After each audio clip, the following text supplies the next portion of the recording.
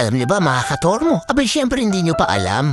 Meron na naman akong ituturong shortcut sa inyo. At itong shortcut na to mga katormo, alam ko marami nang nakakaalam nito sa inyo. Syempre araw-araw ka ba naman dumadaan dito? Ewan ko lang kung di mo pa makabisado. Itong video na to mga katormo, para lang to sa mga riders na hindi pa alam yung daan na to. Syempre share your blessings lang. At eto nga pala mga katormo, nandito tayo ngayon sa Mindanao Avenue. At kung mapapansin niyo yan, ayan, naalog yung itlog ko dyan saglit.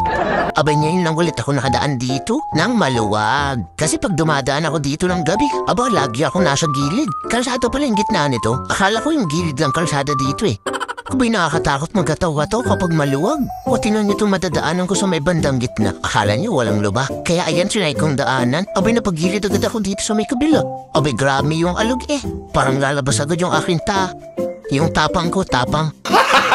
Naman mga katormo, pagdating ko sa may bandang unahan bago magsauyo, abay napansin ko yung kalsada lumiliwanag. Ayan o, sa may bandang kaliwa ko. Alam niyo mga katormo, grabe yung liwanag na yan. Pasok na pasok sa mata ko yung liwanag. Huwag laki magreklamo, tingnan niyo naman, bagong-bago. Baka bagong gawa yan. After ng isang buwan.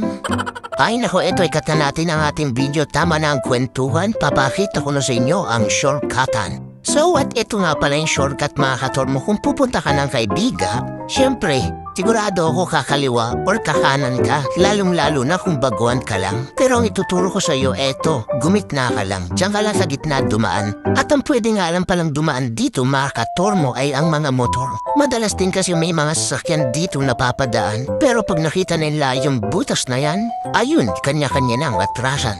Ganyan lang kasi kakipot yung daan dito mga katormo. Ang ina-allowed lang na dumaan dito ay mga motor. At kung mapapansin niyo bago kayo pumasok ay mabuhangin kapag mainit, kapag maulan, maputi. Kaya huwag muna kayo maghataw-hataw kapag dumaan kayo dito. Ikalma mo ang patotoy mo. At pagdating dyan sa may bantang dyan, kumana na kayo dyan. At itong lugar din na to kapag maulan ay sobrang putik. Kaya kung bagong car wash ka, dumaan ka pa din dito para pag uwi mo, car wash ka ulit. Dito, kumaliwa naman kayo, papansin nyo may karatol na dyan? No entry for wheels. Pero kung natutupi naman ang sasakyan mo, pwede kang pumasok dito. At pagdating nyo nga pala dito sa kabilang dulo, abay ingatan nyo mga paan nyo.